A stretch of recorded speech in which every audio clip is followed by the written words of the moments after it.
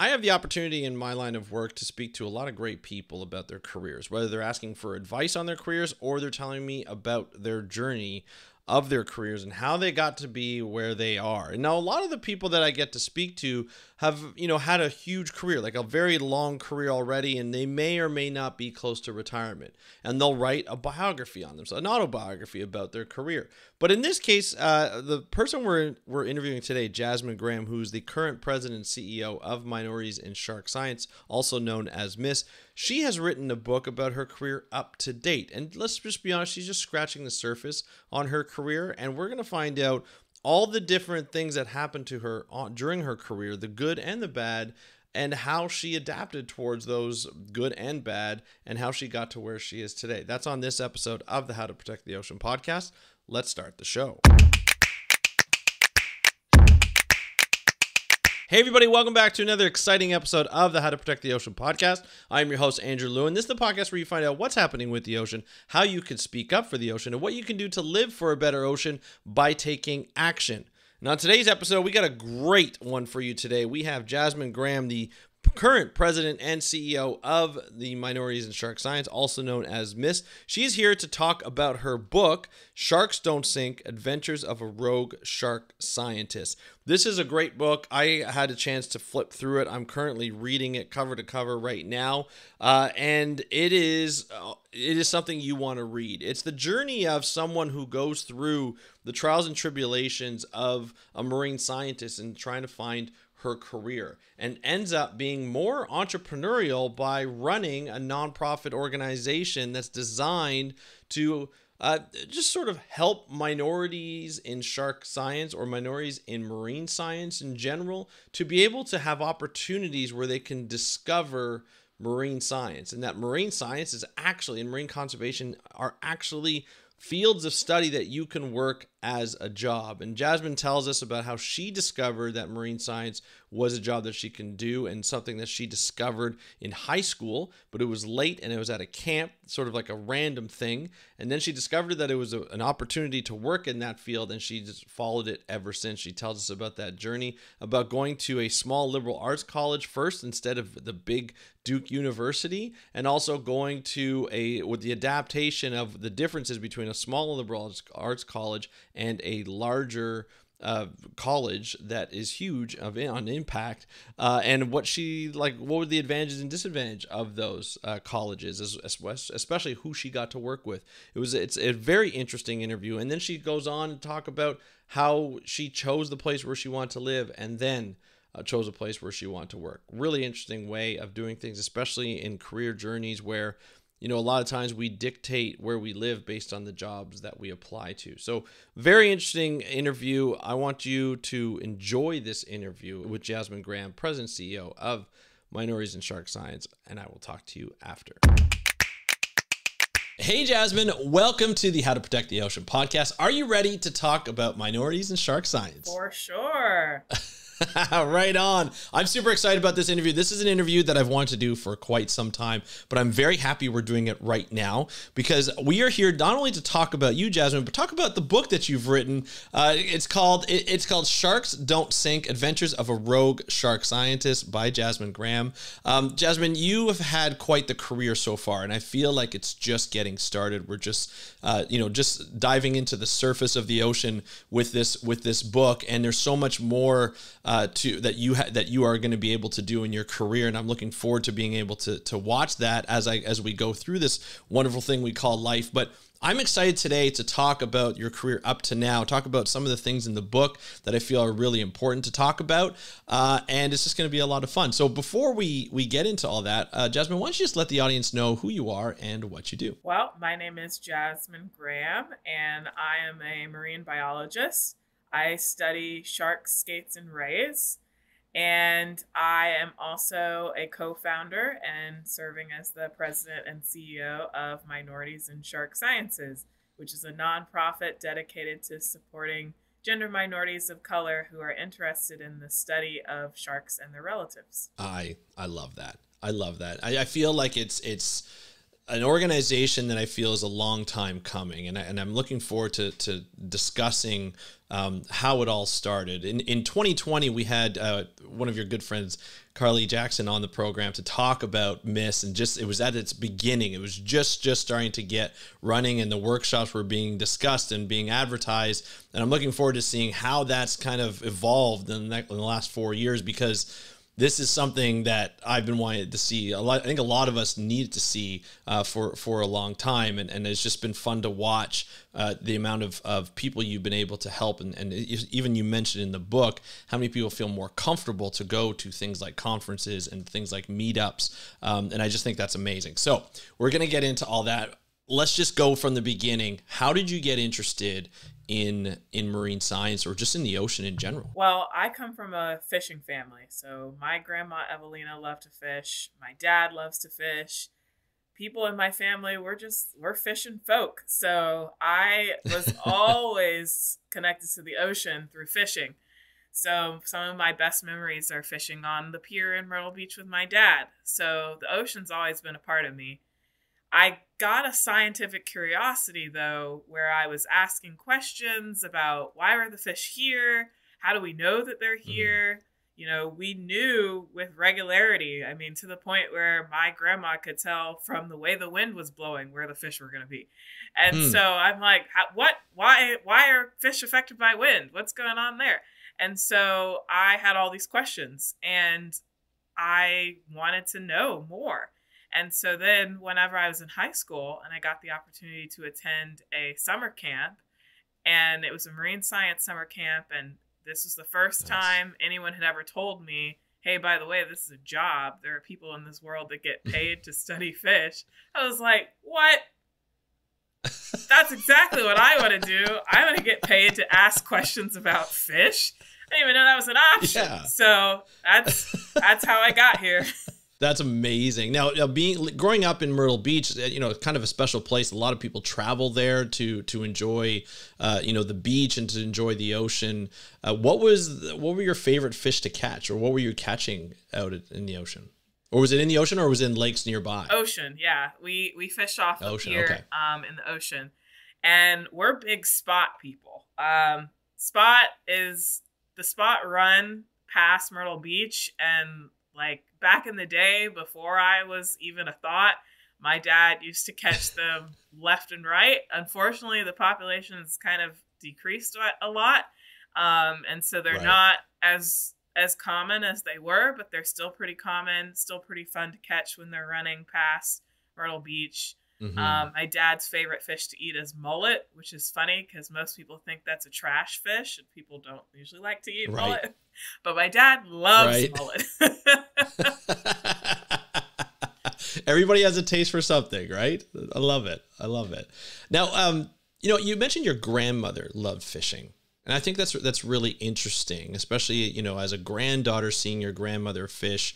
It kind of allowed you to see, oh, well, you know, other women fish, but it doesn't seem like that happened a lot. You see more women fishers now, but, you know, back in the day when your grandmother grew up, how did she get into fishing? Well, actually, I mean, a lot of people fish in our community in Myrtle Beach.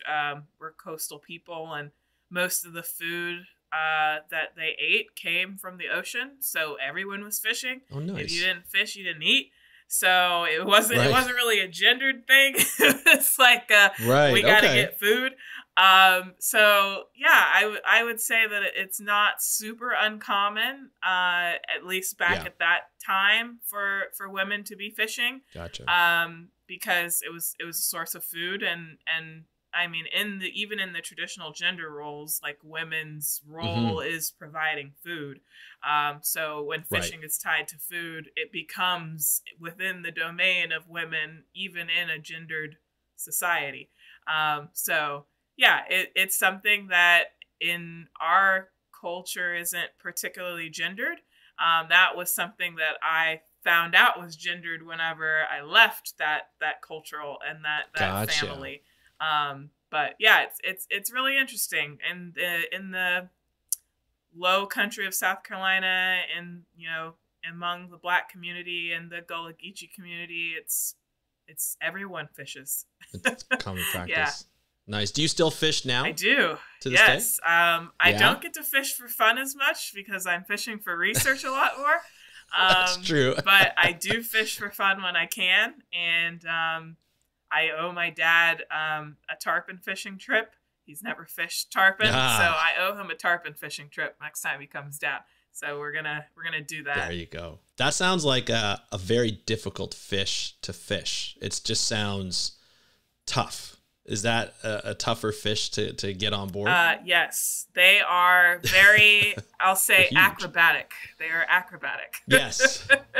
Yes. We have them I live in near Toronto. We have them in the Ripley's Aquarium here. And we got to do a back when one of the conferences was in Toronto.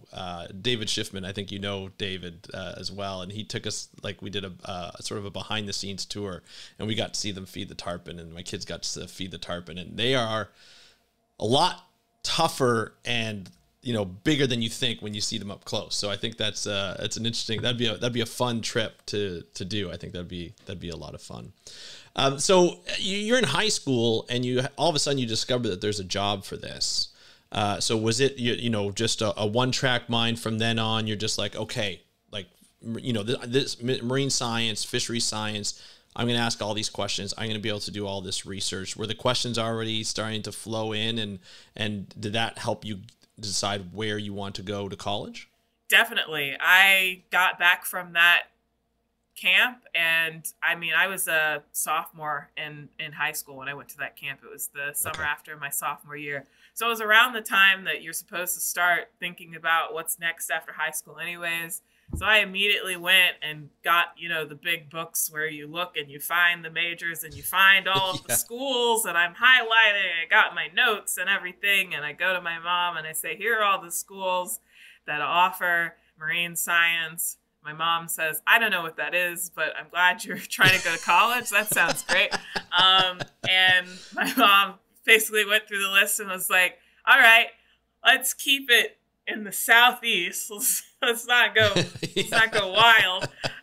So I ended up applying to a couple schools in South Carolina, a couple schools in North Carolina, and a school in Florida. So we were southeast. She was like, all right, let's not get wild. It's still like within a drive. You can get there within a drive, yes. Right? And which college did you decide on? I ended up going to College of Charleston in Charleston, South Carolina, which ended up being a great school for me. It was small. It's a small liberal arts college. I ended up getting a full ride, so that made an easy decision for me. It was at the end there, it was between Duke and College of Charleston. And even though I got a scholarship for Duke, there was still like a $10,000 gap because Duke is a very expensive school. Yes, it is. Yes, it is. It's very expensive. Yeah. And I funny story. This is a total sidebar, but I also applied to Duke for my master's and got a scholarship. And there was also a gap, and I was like, "Why are you so expensive?"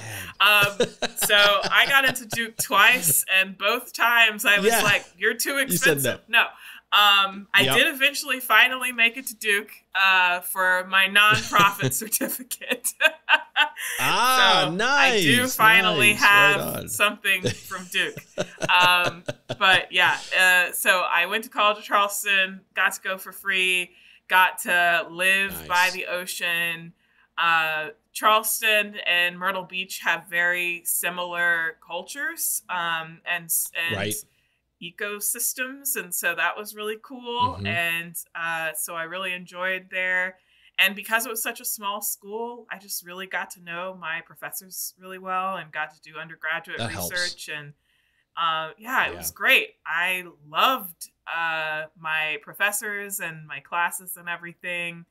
And in the book I talk about some unfortunate things that happened in Charleston while I was at College of Charleston. But overall, it was a good experience. I think with every college/university, there's obviously room to grow, and unfortunately, some of those things happen to a lot of people you know, unfortunately, it tends to be women and minorities that tend to have like the statistics are a lot higher, and that's unfortunate. And you know, people need to continue to pressure universities to continue to eliminate and seek to eliminate that kind of stuff that happens.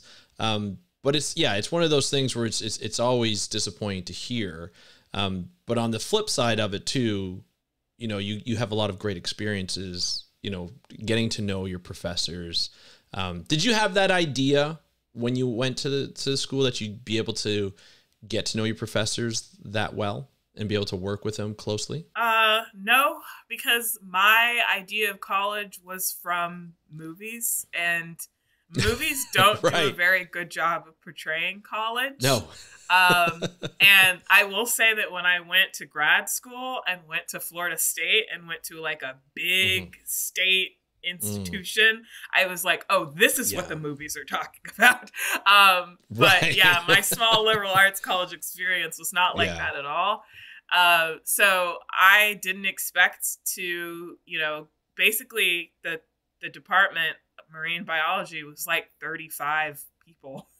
Like, so we were all just like in class together. So we all had the same classes and we're just kind of like going through together. So you walk from one class to the next class and look, it's the same people.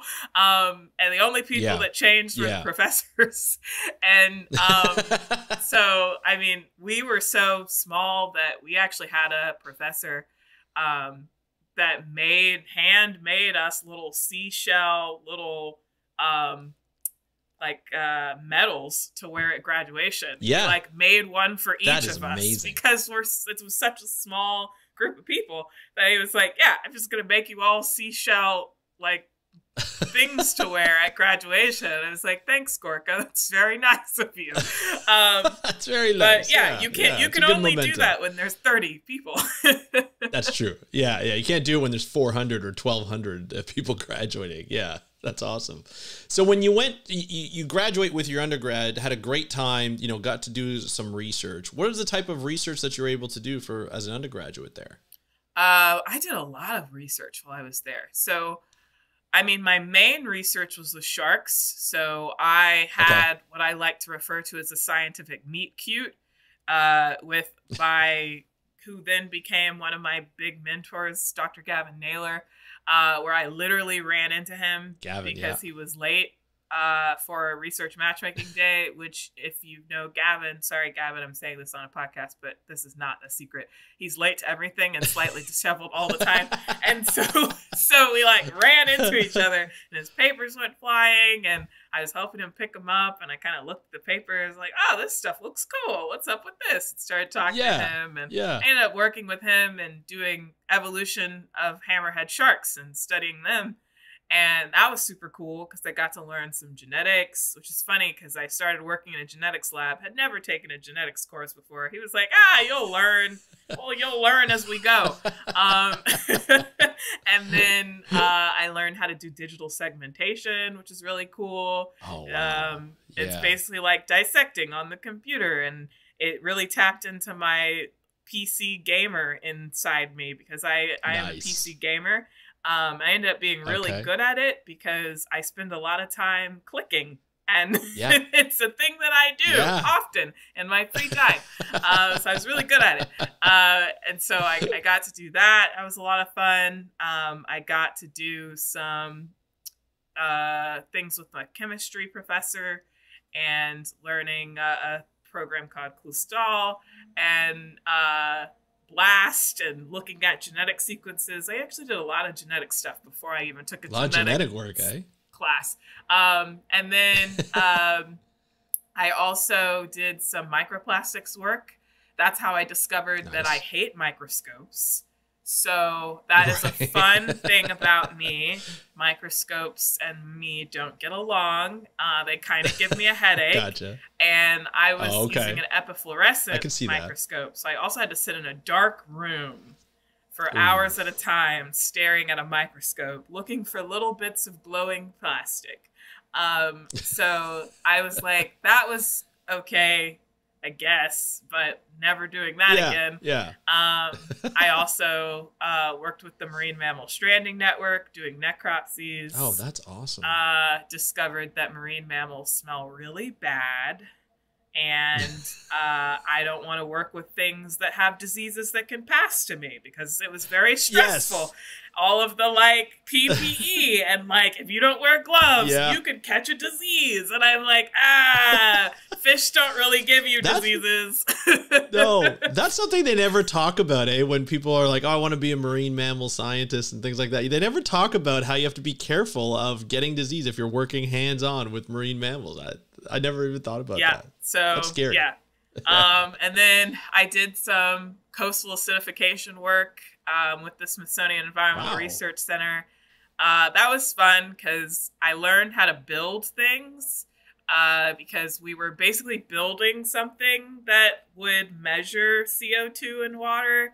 And it was really fun because it was just like a bunch of PVC pipes and us just trying to figure out how to make things work. And then it was like an otter box with like wires and it kind of looked like a bomb and it counted down and there were flashing numbers. I was like, goodness, if anyone ever walks in and sees this like sitting on a counter, they're going to call it a bomb threat.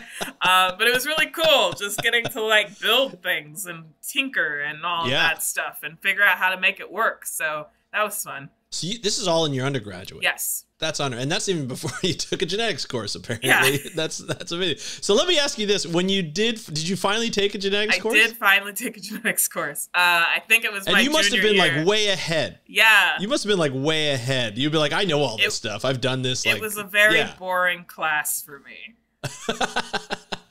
Been there, done that. Well, maybe that's a good thing because genetics can be difficult for some people, and if you've already done all the work and you already know all the background, you're like, oh yeah, this is easy.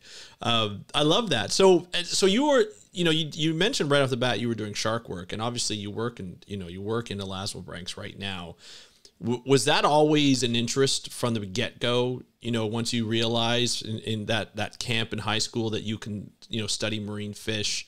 Was it always sharks that got your curiosity the most? No, not at all. Sharks weren't even on my radar. We didn't really interact with sharks on the pier. Our interaction was if somebody has a shark on the line, you're reeling in because that shark is about to tangle up everybody's line. It is a mess. Gotcha. You do not want any parts of that. And so it was kind of like sharks are this thing and they show up and they're kind of unfortunate. And then you're like, okay, now there's a shark. Okay, cool. And we're going to just release it. That was fun for no one. And so I was like, whatever, sharks exist. But I was not a person that was like afraid of sharks. It wasn't like I was like, oh gosh, sharks are so scary. I had seen sharks. I had seen people catch sharks. To me, they were like slightly irritating. They were like, okay, this is kind of like a gnat. Like it's not harmful, but they're like kind of annoying when you don't really want them. Yeah. And so I hadn't really thought anything about them. I hadn't thought about them until that scientific meet cute with Gavin. And then I started working with them. I was like, wait a minute, these are really cool animals. And I started studying their evolution. I was like, what? Hundreds of millions of years old. They haven't really changed. Like, you know how rare it is to get something that right from the get-go? Seriously, especially in like physiology and biology, right? You never really see that at all. That's and they last longer than dinosaurs. Everybody's always, looking at dinosaurs being like, oh, they're so cool. Like, well, sharks outlasted them by a lot. Yeah. And they're still and here, they like looked the same. Butt. Like the closest relative to a dinosaur is a chicken. Like we went from T-Rex to a chicken. And sharks were there first, and they still kind of look the same, and that's pretty wild. Yeah, it is pretty wild. I love that. So then you went to Florida State. Now I know, did Gavin Naylor go to Florida State too? Is that where he's at right now, or is he's at University of Florida? University of Florida. Okay, so you went to, so you didn't, it's not as if he moved and you followed, you went to Florida State for your graduate work. What was that in? That was in biology. and I was Okay. doing work on the small-toothed sawfish, which was really cool. So I did not follow Gavin. He was leaving. All of his students kind of finished up, me included, and he's Hmm. like, okay, cool. I'm going to leave. I'm going to go down to Florida. And he said, well, you want to come do a PhD with me? I was like, no, I'm kind of done in the lab. I'm kind of over my pipette life. I want to get out there and do more applied work and get more into the conservation Right. space. And so he said, well, I know someone named Dean Grubbs at FSU, and he's doing work that really aligns with what you're looking for. And he's got a lot Yeah. of work with sawfish. And if you're looking to do conservation and get into Yeah. policy, sawfish is it, because they're critically endangered. Yeah. And he's on the sawfish recovery team, and that could be a really good end for you. And so he made that introduction. And so then I went on to work with Dean. I love that. And what was that experience like? Obviously going to a larger university, a bit of an iconic university in Florida. It's one of the big, I guess, well, there's a lot of great universities in Florida, but it's one of the bigs that are talked about. I'm a big college football fan, so obviously Florida State always stands out. But what was it like doing graduate work at Florida State? It's up in the Panhandle area. It's kind of an interesting area to work. It was overwhelming. I did not like it. Oh, really? Yeah. Okay. So my first day of my graduate program, I'm like, all bright-eyed, ready to go. I drive. I get there, I think, with plenty of time, and I get into the parking garage, and it is packed. And there are people like following people around, cutting people off, honking at people. It is like an aggressive parking garage situation. Yeah. And I went to a school with 10,000 people in a city where nobody drives. So, like, we weren't fighting over parking spots at College Charleston. And I was like, whoa. Okay, so I'm circling the garage, and I'm kind of timidly trying to find a parking spot. And I could not find a parking spot. And I was like, and now I'm late for class. I got here with 45 minutes. And you still could, I could not find a parking spot. And so then I started panicking, had a panic attack, and I was like, I'm just going to go home. We're just going to say, this day is a wash. I'm out. So my first day of grad school, I didn't even go because I couldn't get a parking spot. Wow. That sucks. And and it was just overwhelming. And like, it just was a lot. And I went to a college that didn't have a football team. So like the football scene and the fact that like it's huge. The population of Tallahassee doubles anytime there's a football game, and I'm like, the only reason I knew when football games were going on was so that I knew not to leave my house. Right, because it was just so busy. So it was a lot. Tallahassee is not a very fun city, especially considering it's the capital of Florida.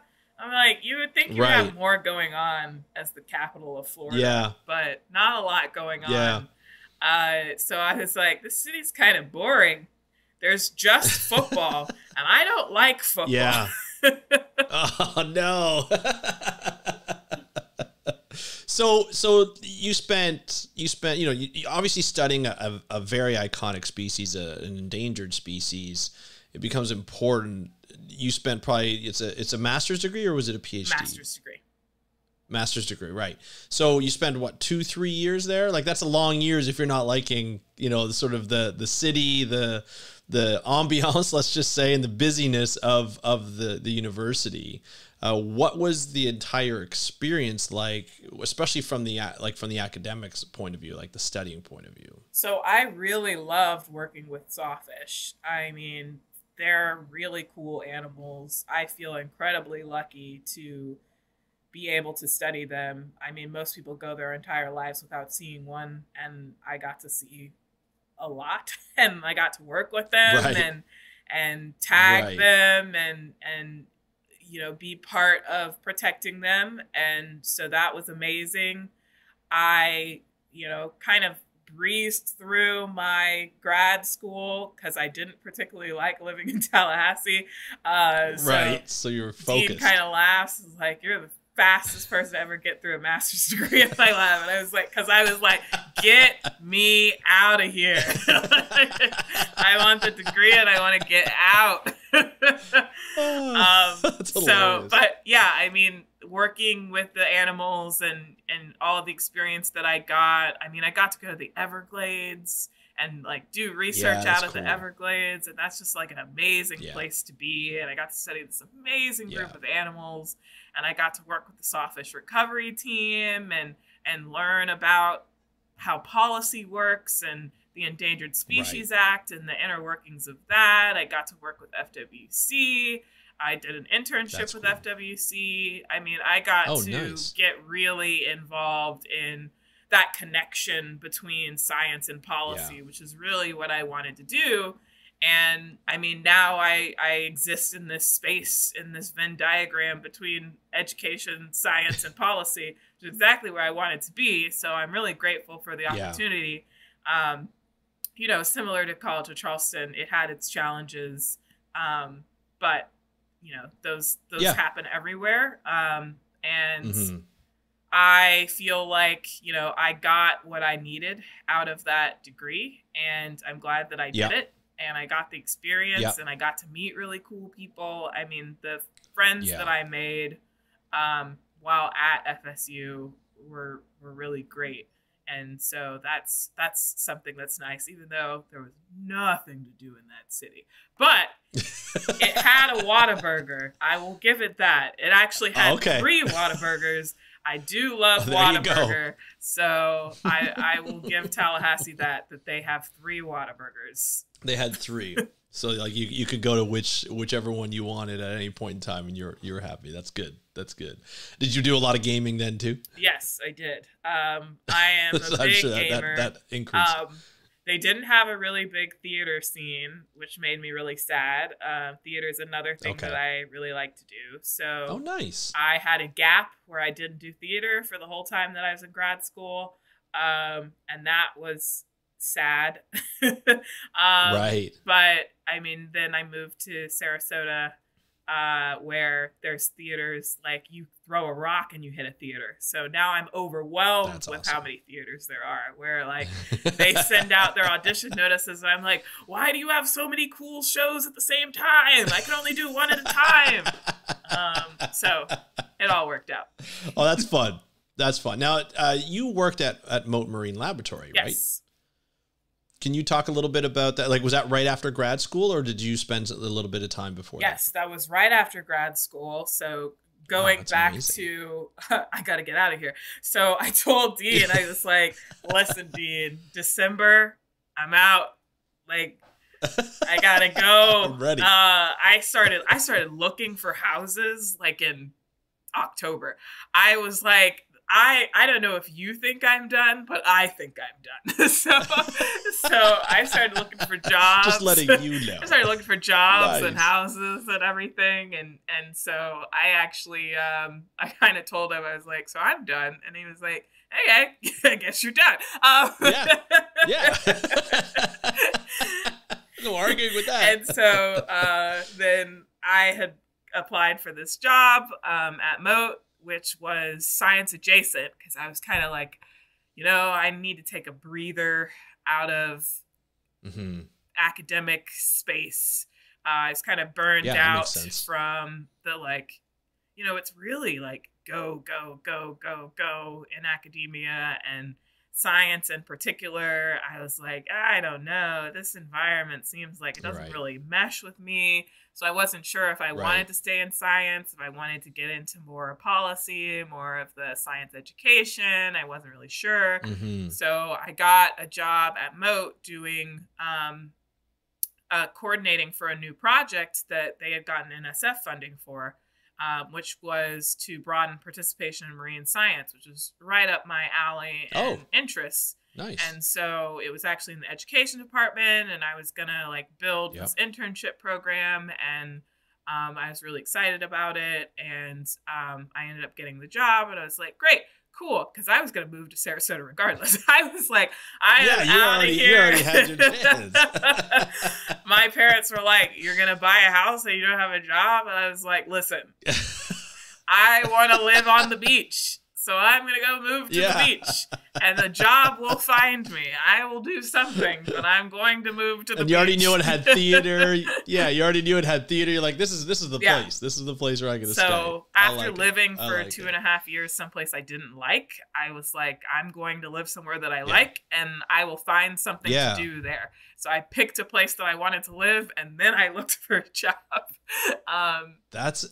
Really interesting way of doing. I like that, because a lot of people will move for their jobs. Like they'll find a job and they'll move there and they'll make that their home. You already going through a time where you're like, yeah, FSU's great, you know, it gives me a lot of experience, but I didn't like living in Tallahassee. So all of a sudden you're like, I learned from that. I'm gonna just pick the place. But in Florida, it's interesting. There seems to be a lot of opportunities for jobs for marine scientists, whether it be in state government, whether it be in federal government. There are quite a number of nonprofit organizations, but I feel as though Mote Marine Laboratory is a bit of like, it's a huge deal to work for Mote. It's got a great, it's got a great reputation. Eugenie Clark worked there, at one point, and a lot of other people who have worked there over the years have really made it a great name as a research and education facility to be there. To get a job, did that mean a lot for you? Like, were you excited to work for Mote, or was it more of just the program that you were able to do, be like, this is my thing. Like, this is what I want to do. Yeah. I mean, I was really excited to work at Mote. That was one of the places that I was on. That's how I found the job. I looked to see if they were hiring. That's one of the reasons I picked Sarasota. I was like, look, there's a whole bunch of things happening in St. Pete. There's like federal, there is state, there are nonprofits, there's multiple aquariums around. I was like, someone has to hire me. Like I just got to go there. There's beach and there's a whole bunch of jobs. Somebody will hire me. I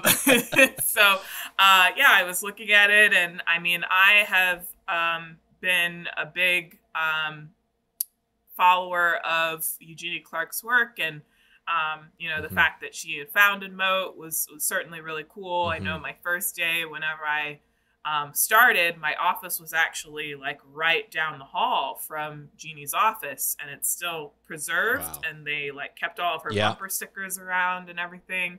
That's awesome. So my first day there, I was like, wow, her office is like right there. Like I can step out of my office and just look, and it's there. And it was super cool. To be part of that legacy, for sure. I love that. And the work that you did there, was it always the same? It was building a program, not easy to do. Were you working in a team, or were you heading this program up and building it as you saw fit along with Mote? So I was the only person at first that was hired for that position. And so it was largely me just building it, which was also super cool that I got to build something. Yeah, for sure. And pretty much got full reign from my supervisor and from Dr. Crosby, the CEO of Mote. He was just kind of like, because he was the PI on the grant, he was kind of like, okay. and Allie, my supervisor, was also like, I don't know, do whatever you want. So I actually, that's like, awesome. They had written this whole grant proposal, and I was like, that's cute. and I was like, so here's what I'm actually going to do. And I mean, they were all like, okay, great. So it ended up being this whole thing way different from what they had proposed.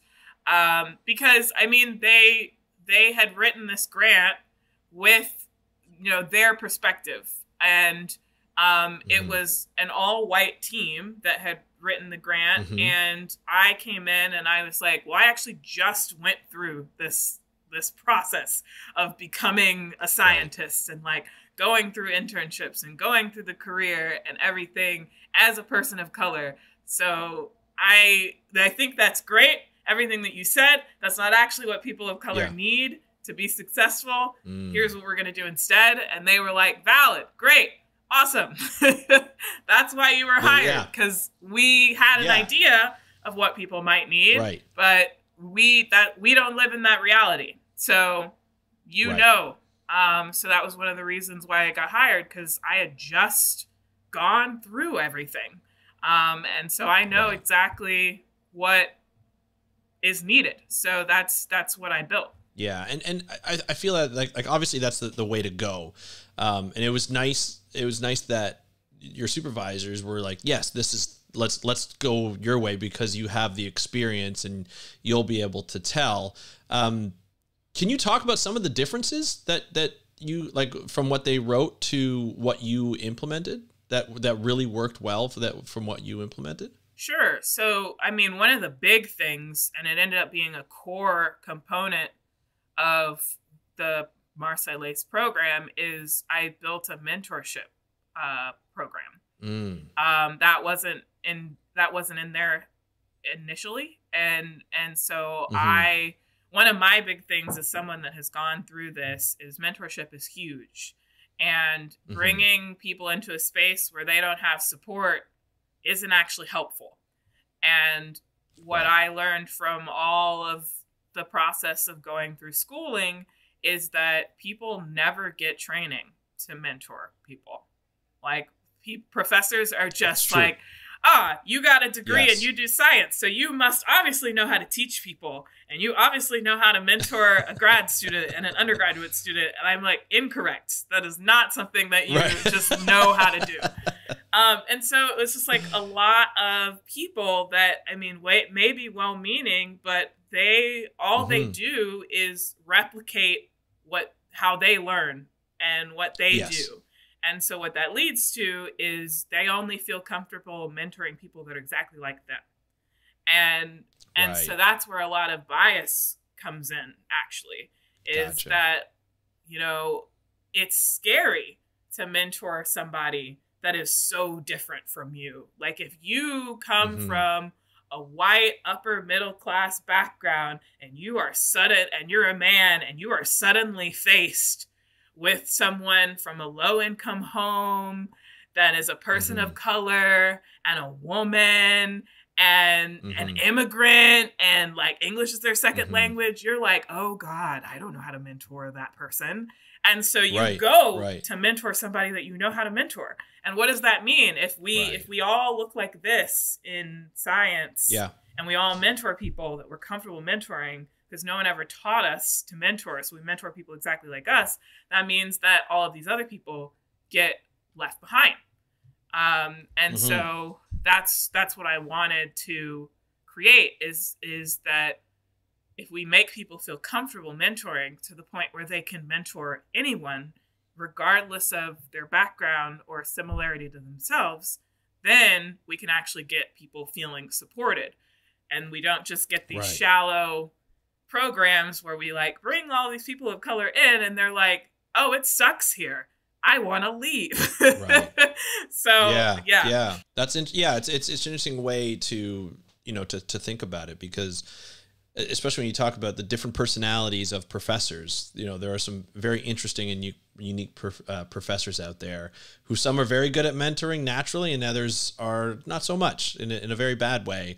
And so you get this whole spectrum, and to say, we need training, or professors need training to make sure that they can mentor their students properly, because that's what you're paying for as a graduate student, is that mentorship, is to learn about not only about the stuff that you're going to study, but also about sort of the industry, what are the jobs like? What's it like to like live with these types of salaries, and where are you going to live, and all that kind of stuff. It's always great to have somebody who understands that and knows who you are and does what's best for you and not what's best for them in the way that they would live out. So I think that's really cool. So how long were you at Moat? You were there for quite some time, right? Yeah. So it's interesting because I went and started working at Moat in January of 2020. And so it's a very fun story about how I like moved and closed on my house at the end of January, started my job at the beginning of January, defended my master's thesis the beginning of February, and then like 3 weeks later, the entire world shut down. So that was fun. Yes. I was actually the last person to defend in person. at Oh, FSU. wow. Oh, I barely wow. squeaked in.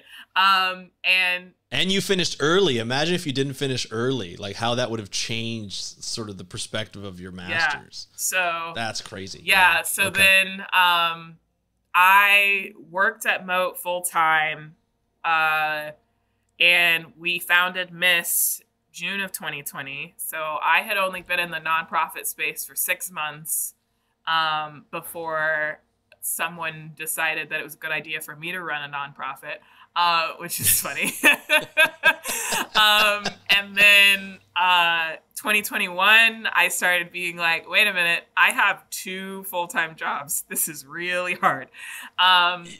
So then I went to my supervisor and I was like, hey, can I shift to part-time so that I have more time to work on Miss stuff? And she said, for sure. Yeah. And then in 2023, I actually shifted all the way over to doing Miss full-time. But my supervisor said, I mean, Marseille Lace is your baby. You built this. So we hired another project coordinator, but I still stayed on. And I just like occasionally work and kind of monitor the Is it like more as an advisor as role? an advisor. Yeah. So I am Nice. still technically affiliated with Moat. But I gave up my office and everything in 2023 when I came to work for Miss full time. But I still have technically am still employed at Moat. I just barely work. Yeah. Well, let's go back to the beginning of Miss, because when Miss happened, it was a fairly, like, the months going up to it, you know, obviously the pandemic had hit, but there was a very chaotic time in sort of the mainstream media. There were 3 cases where, you know, sort of Black people were targeted. Two of them passed away because of targeting. Obviously, one, George Floyd, was sort of like probably the biggest case in a way, but it was sort of like the third of, you know, 3 very popular cases that people like. It really took the world by storm, or at least North America by storm, because even in Canada, like, we were watching this happen. There were 2 other cases. One, a gentleman was killed while just jogging, and another one where a birder was in Central Park just enjoying his time. You know, just sorry, there was 4 cases. Breonna Taylor, sorry, my apologies. There was Breonna Taylor at that time as well, and unfortunately she died. She was killed, but this birder was just out enjoying, you know, a time in Central Park. A woman, we can deem her Karen, came by and was like, why are you in this park? You're intimidating me. Calls the cops on him, saying this guy is intimidating. He's threatening me, making up lies. Obviously, he's recording. Thank God he was recording.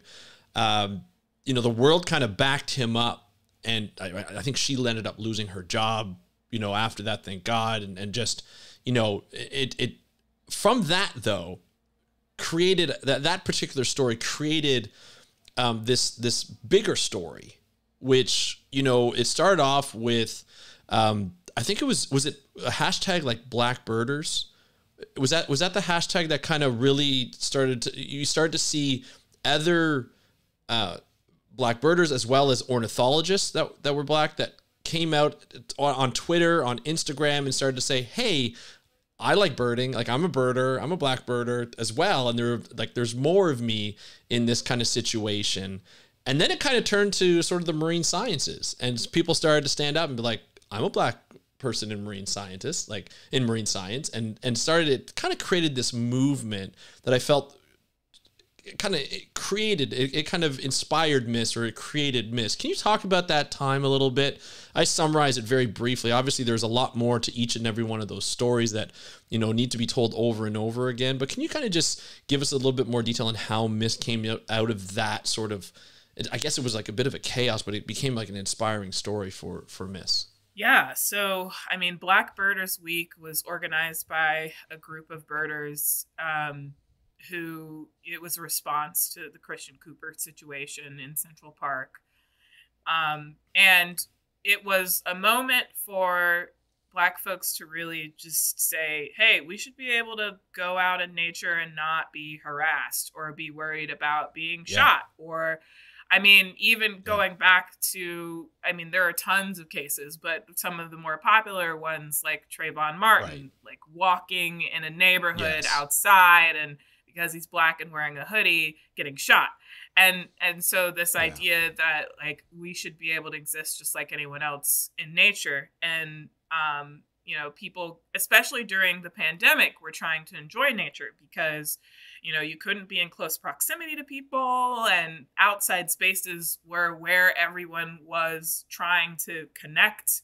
And so we just really wanted everyone to know, like, hey, we exist in spaces and places. And so the hashtag Black in Nature was part of this Black Birders Week movement that was happening on social media.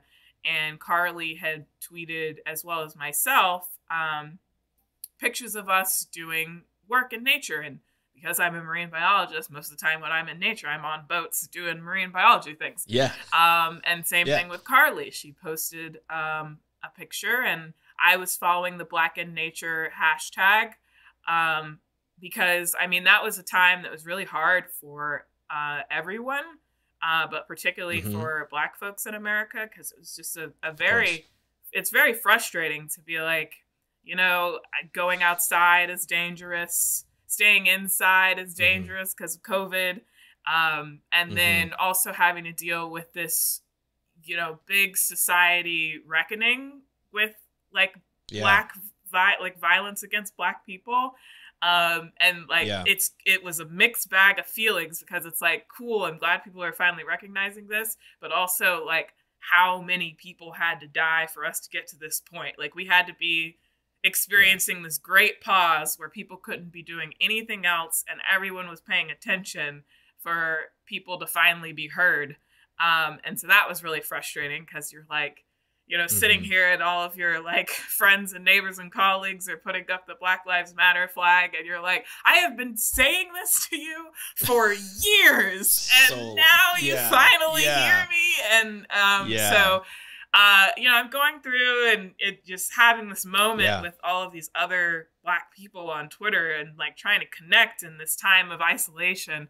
And I see Carly's tweet with the shark, and I was like, whoa. It was like the whole world stopped because I had never met someone that looked like me that studied sharks. The first time I met a Black person who did marine science, I was 21 years old. And I was in the American Elasmobranch Society, and I was the only Black member of the American Elasmobranch Society, which was at the time the largest society for people that studied sharks and their relatives. And so I was like, literally felt like I was the only person in the whole world. And so to see this person and have this moment of I am not alone. And so I immediately responded to the tweet and was just like, wait a minute, are you a shark scientist? This was very exciting. And then what was more exciting is, I mean, she said yes, and then Jada came in and said, me too. And I was like, there are 3? And then Amani came in and she said, me too. And I was like, there are 4? And so it was just wild. It was just a wild moment. And it's just like, I tell people all the time, it's like being in a desert and not knowing how thirsty you are until you have the first sip of water. And so like we had this collective experience of each of us feeling like we were the only people and having this moment where we realized that we're not. And it was such a good feeling that we wanted to create that feeling for other people. And so we were just kind of like, it started out as a joke at first, like we should start a club. And here we are 4 years later, 500 members later, 33 different countries represented, and it's a giant nonprofit. So it's pretty wild. Oh, I mean, and it happened so quick. It felt like it happened so quickly. I think I interviewed Carly at the end of August. She was finishing up her master's at the time. and Miss had pretty much been, I feel like it was been registered as a nonprofit, maybe not charity at that point, because I know that takes a little bit longer, but it was pretty much on its way. You guys had been talking about it online, and it had a great movement online. And then all of a sudden, I think was it that December of 2020 was your first workshop that you did on with the School of Field, was it Field Sciences? Field School, yeah. So that Field was Science? in March. Field School, yeah. Yeah, so it's in March of the next year, yeah. It's pretty funny because we all met each other on Twitter. So we had never met each other in person. So we started this whole nonprofit. And then the first time we all met each other in person was in March at the workshops 9 months later. So it was like, we literally like had a whole gestation period. Like we birthed a nonprofit and then met each other for the first time. I love that. And can you just kind of like, we talk about the formation of Miss, but when you first discussed it, what did you want Miss to represent? What did you want to do with Miss? I know you already have experience building a mentorship program, through Mode, and you were building that as you were starting this organization at the same time, which is insane, by the way. That's so much work. But like, what was like the collective of the four of you, the co-founders, thinking what you wanted to accomplish with Miss? Well, we wanted people to feel like they belonged. And we also wanted people to feel heard. And because when we started talking, one of the big things was, for the first time, we all could sit down and talk about the stuff that we were facing, and, the things that were said in the comments and the looks and all of these little things that if we bring up in any other space, people are like, well, I'm sure they didn't mean that. Well, I think you're overreacting. And so we wanted to create a space where people could feel heard. And we know from talking to each other that they were happening to all of us. So it's not just us. And people this whole time had made us feel like it was us. Like we were the ones being overly sensitive and we were the ones taking things out of context. But here were 3 other people saying the same thing. So I'm like, I don't know if it's just me now. And so I was like, well, if we come together and create this community and we help everyone realize that it's not just them, then maybe we can start addressing these things, because it's really easy to ignore one person and to say, oh, they're making it up or they're overreacting. It's really hard to ignore 500 people saying the same thing. That like, hey, we need to address this. Yeah, for sure. And so what type of programs do you create when you start talking about these types of issues that you faced in the past, and that many of you have faced in the past within like the collective members of Miss?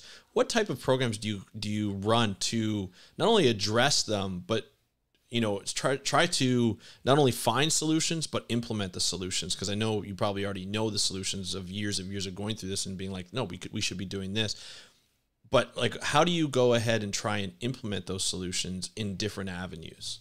Like what type of programs do you come up with, like with an organization like Miss? So one of the big things is access. A lot of people just don't have access to information, to resources. And so one of our first things was, how do we get people access?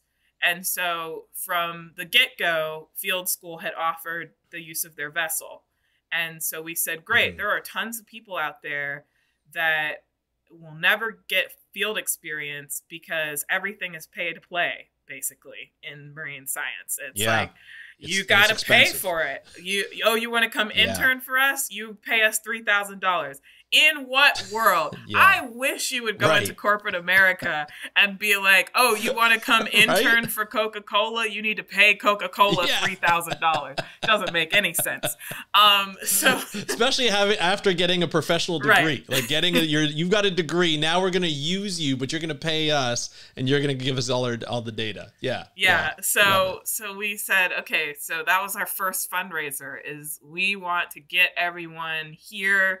We want to give them access to mentorship. We want to give them professional development. We want to give them field experience.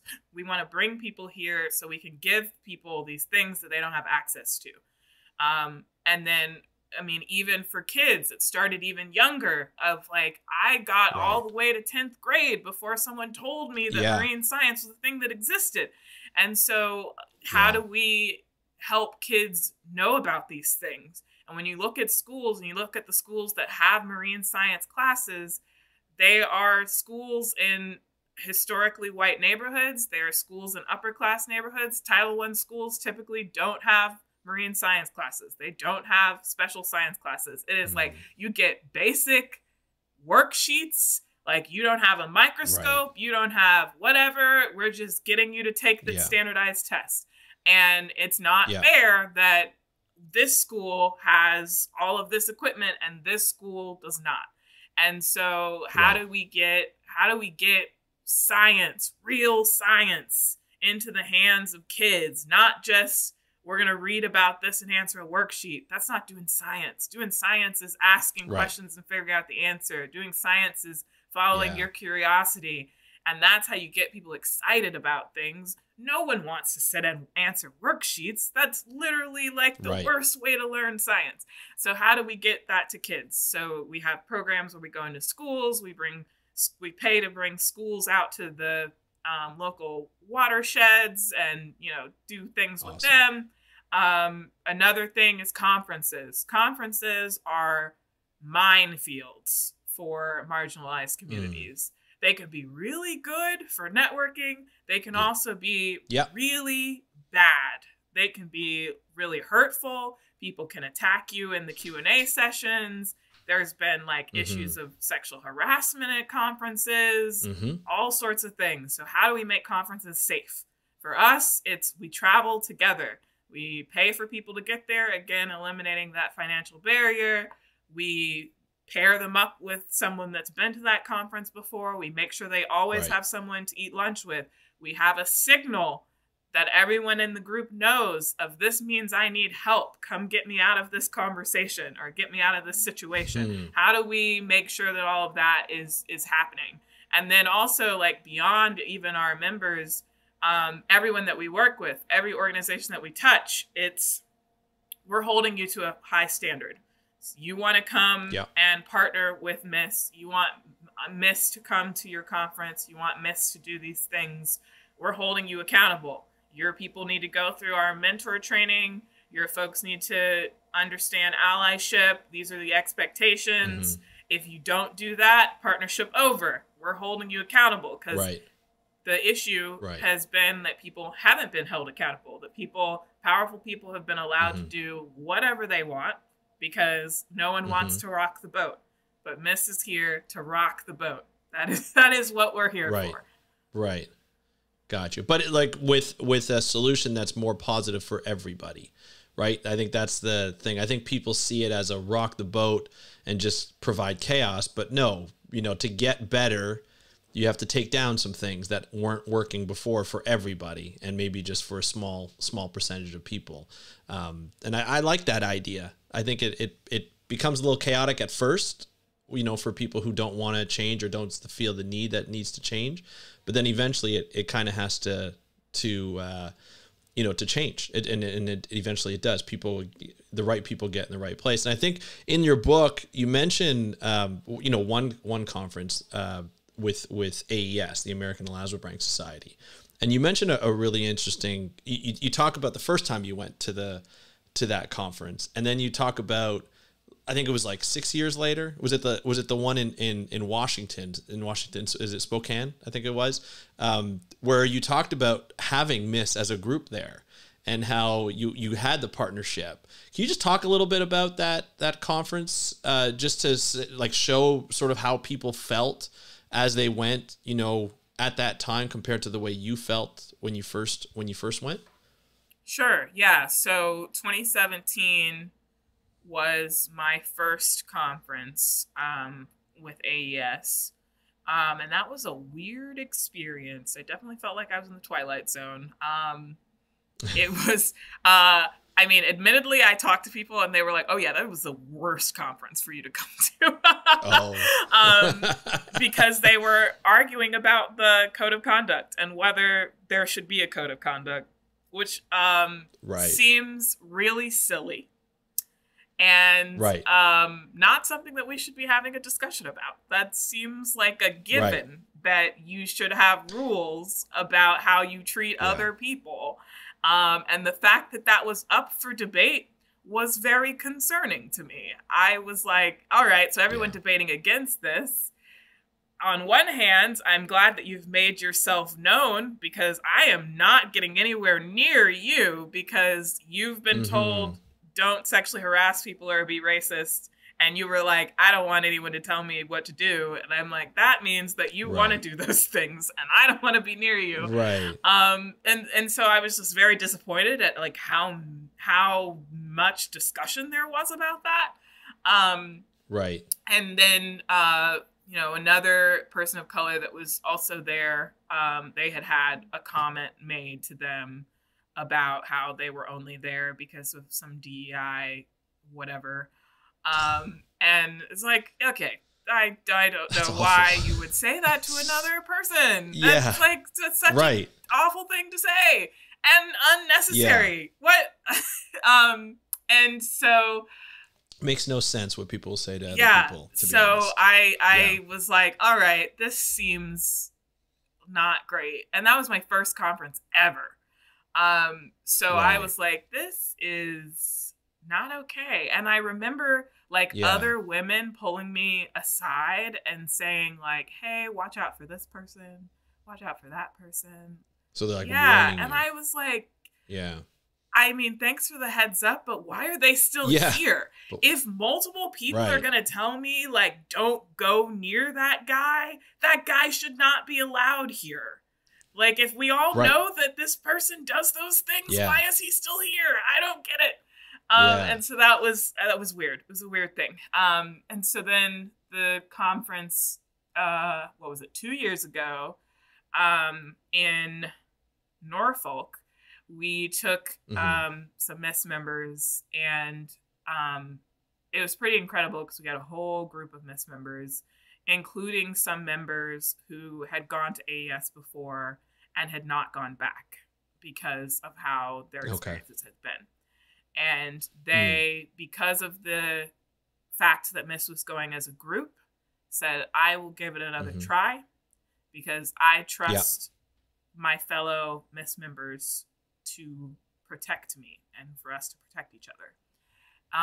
And everyone, you know, for the most part had a good experience. And a lot of them, it was their first time at an AES meeting, and that they didn't even bat an eye. Like it was a normal, you know, experience. And I'm like, great, I'm glad that was your first experience. And then for everyone that had experienced it before, they were like, wow, it was so different having Miss there. And even other people, like not Miss people, were like, it was like people were on their best behavior because Miss was there. They were like, oh no, Miss is gonna like Mama Bear Jazz is gonna like come out if I step out of line here. I mean it made a big difference, and I'm so glad that the majority of the people, it was their first conference, and it was a good one and way different from my first experience. And I think that goes to show that it's possible to change. And just because your conference has a history of being a super toxic place doesn't mean that always has to be the case. You can change. Yeah. Always strive to change. Always strive to be better, right? Even if you think everything is copacetic, you need to change. You need to strive to be better. I've attended a different conference, the International Marine Conservation Congress, for a number of years. And it got a bad reputation. And I think it was in 2016 in Newfoundland, Canada, they enacted a code of conduct. And I believe it was in 2018 when we were in Kuching, Malaysia, they added a safety officer. I'm not sure if we had one in 2016. I don't really remember. But I know in 2018 we had the code of conduct and a safety officer. And my understanding with AES, we do have there is a code of conduct and a safety officer at the conferences now. Is that correct? Okay. So we did get that, even though there was argument, they did put that in, and there is a safety officer, which is, and can you just give a description of the role of the safety officer at this conference?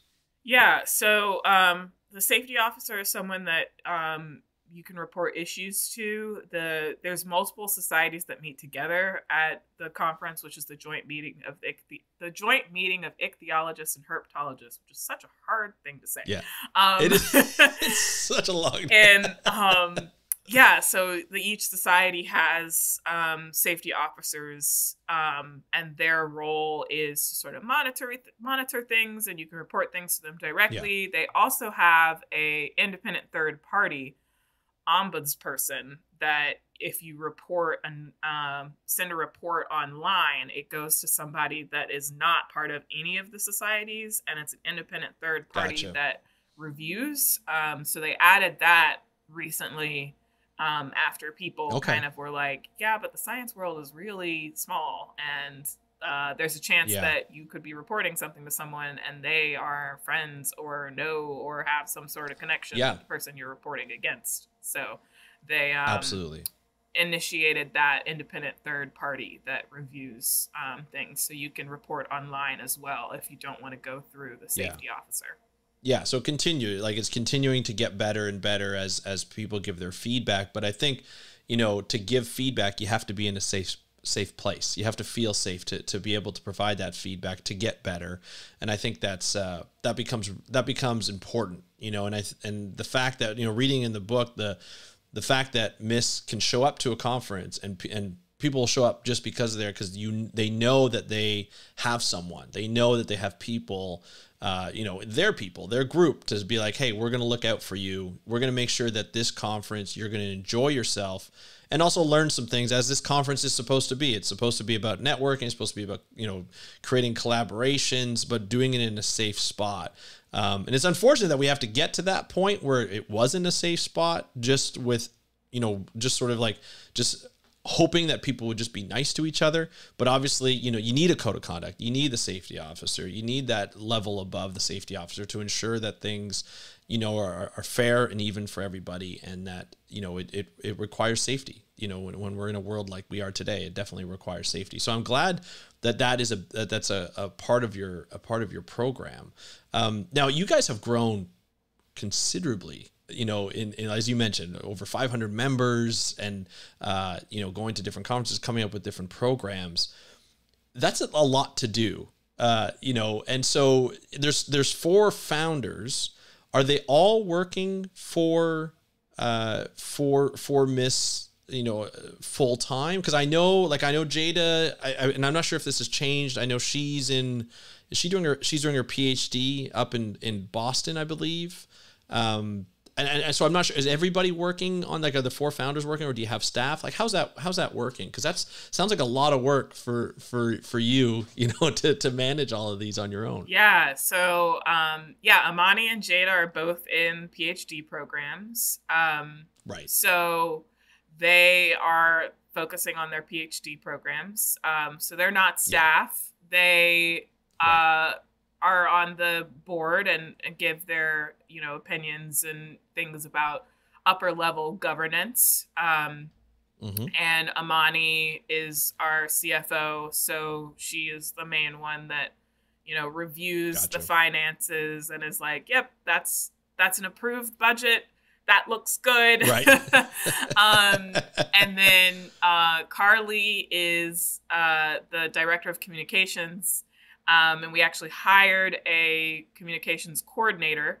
So the communications coordinator is a part-time position, and she is the person who does all of our social media and all of our press releases and sending things to donors and supporters and the newsletters and all of that. And then Carly makes sure that our brand voice and messaging is consistent across all of our platforms, and speaks on behalf of Miss when any reporters or anything want to interview anyone or something like that. Right. And then I kind of manage the programming side of things and the research side of things and keeping things moving in terms of fundraising. Right. And then we have another full-time staff. I'm full-time, and then there's another full-time staff member who is our program coordinator, and she is like the boots on the ground actually running the program. So I kind of like set everything up, and she makes sure that they run.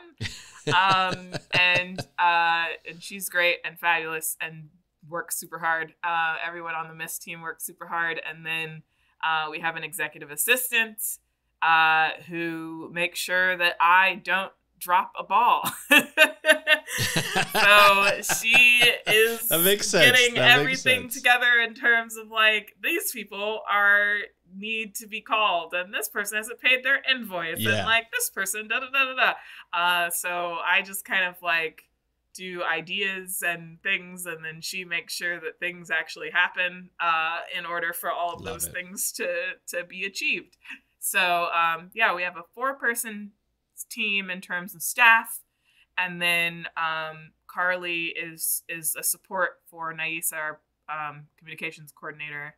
I support Nora, our programs coordinator, and then Amani is kind of in the back end, making sure all of our finances are together.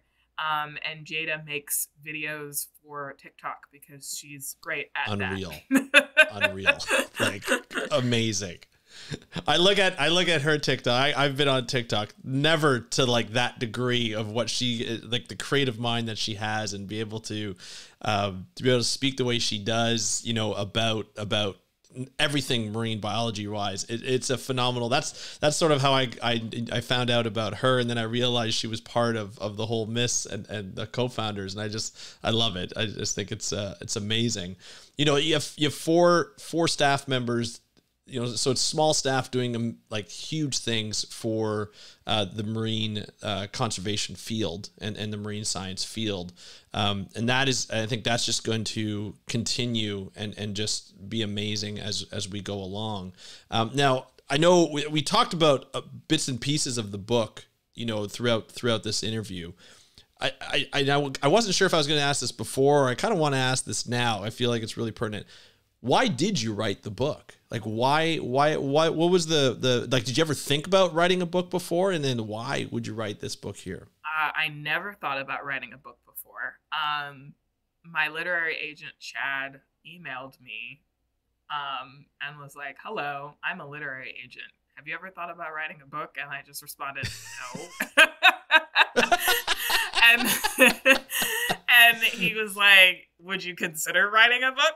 Will you talk to me about writing a book? And I was like, I don't think I have anything to say. A book, it requires a lot of words. I don't think I have that much to say.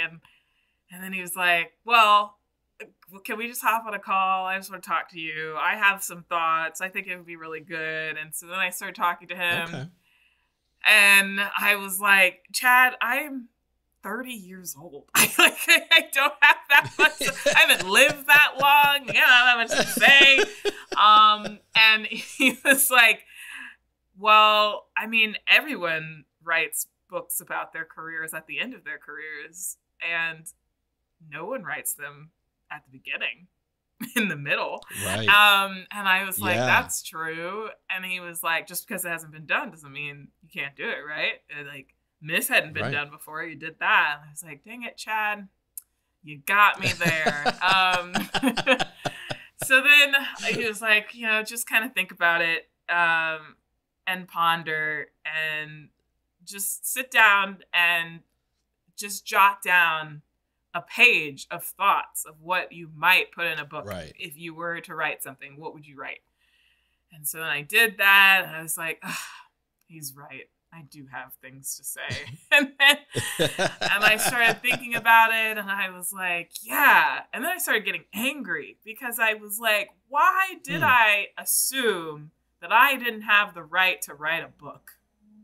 And then I started thinking about it, and I was like, because I didn't see anyone write a book that was like me. Everyone writes books when they've achieved some great thing, and they're at the end of their life Yeah. and they're reflecting on it. And you always read these books and it's all these triumphant tales with like a nice, pretty little bow on the end, and everything works out and it's pretty and it's smooth. And I was like, where are all the books about the in-between, where everything is rough and ugly and not smooth and bumpy, and there isn't an ending, and you have more questions than you have answers, and you don't know where anything is going? Where are those books? Why is no one writing those books? And then I was like, dang it, Chad, you were right. I should write this book. And I emailed him and I was like, fine, I'll write a book. So that's how we got here. Well, and I'll have to admit, I haven't read the full book, and I will. I basically, the way I do when I get sent a book like this, I go through it. And I have to admit, as I was preparing for this interview, I started reading like pieces of it. And next thing you know, I'm like 30 pages into that section. I'm like, hold on a second. I've got to see the rest of the story before I'm going to read this whole book. I love the way you write. I love it's just like this story is it's addictive, you know, into finding out, you know, some of the things that you've gone through, and you know, feeling the pain of like the loneliness and the isolation when you first went to the conference. And then, you know, it so happened that I flipped to the next section, and it was 6 years later and going to a conference where you provide support for other people, and then people went to that conference for that specific area. Even talking about other sections where you talk about your grandmother, you talk about your dad, and how they kind of got you into knowing more about the ocean and fishing, and I just love sort of the way you write. I think it's really a wonderful read, and I'm looking forward to diving deeper into this book and to get to know a lot of sort of the stories that and sort of the things that you encounter. I feel, you know, I am a middle-aged white male, so I've had a specific, you know, way of going through the marine industry. It hasn't been easy. It you know, definitely there's ups and downs, but I definitely haven't gone through a lot of what other people have gone through. And to read this book, to understand sort of the life you've had, the ups and downs that you've had, it's good to know for me as a marine biologist, and to see how I'm learning how I can help, you know, through this book, and help other people and help support other people that don't have the affordability to have the sort of like the easiness that I had and the privileges that I have going through this industry. So, you know, I want to thank you so much for writing this book. I think it's going to help a lot of people. Just as you said, you know, nobody that looked like you wrote a book like this before, and now somebody has. And you are going to, I'm hoping, and I can imagine you're going to inspire a lot of people to do some great things and to get into marine biology. And God knows we need more people in marine biology of all different cultures and different backgrounds and from different places. And I'm so happy that you're a part of this, and that you're there to mentor them through and help them through with your organization. So thank you so much for writing the book. Thank you so much for, you know, helping to found MISS and everything you've done. And I really do appreciate you coming on here and just laying it all out here on the podcast. I know it's not easy to talk about some of these things, so I really do appreciate your time and your transparency through all of this. It's great. Thank you. Thanks for having me. You bet. Thank you. Thank you, Jasmine, for joining us here on the How to Protect the Ocean podcast. What a story. You know, a great story that I really appreciate, you know, Jasmine coming on the podcast, being so transparent. If you look in her book, there's a lot of really interesting parts in the book, talking about things that have happened at conferences, talking about specific events where the group and MISS and sort of that entire sort of base and people who are part of the members who are part of that MISS help each other out throughout conferences. And I think it's just such a great book to read. I'm going to put the link in the show notes so that you can get access to this book. You can pre-order it, and if you're listening to this a little later on and it's available, I highly recommend you order. If you want to be in shark science, or if you want to be in marine science and conservation, this is the book for you to read. It's called Sharks Don't Sink: Adventures of a Rogue Shark Scientist by Jasmine Graham. It was a pleasure to be able to finally meet Jasmine. I've heard a lot of great things about her and the work that she's done over at Minorities in Shark Science, or MISS as it's also known, and the people there that are just working there to help expose minorities in shark science and minorities that want to be in science to the beautiful and wonders of field work and mentorship, and be able to be like, hey, this is what marine science is all about. This is what to look out for. And this is how you navigate it so you can have a better experience than any of us have ever had. And I think that's just something that we need to see more often. And I'm really glad that the people at Minorities in Shark Science are doing a great job doing that. So that's the interview for today. If you want more information on Jasmine, I'm going to put her links in the show notes. If you want to find out more news about marine science and conservation, you can go and sign up for our newsletter at speakupforblue.com/newsletter. And if you have any questions or comments to me, hit me up on Instagram at How to Protect the Ocean. And don't forget to sign up for our ocean app that's coming out in July. That's speakupforblue.com/ocean app. That's speakupforblue.com/ocean app. I want to thank you for joining us on today's episode of the How to Protect the Ocean podcast. I am your host, Andrew Lewin. Have a great day. We'll talk to you next time, and happy conservation.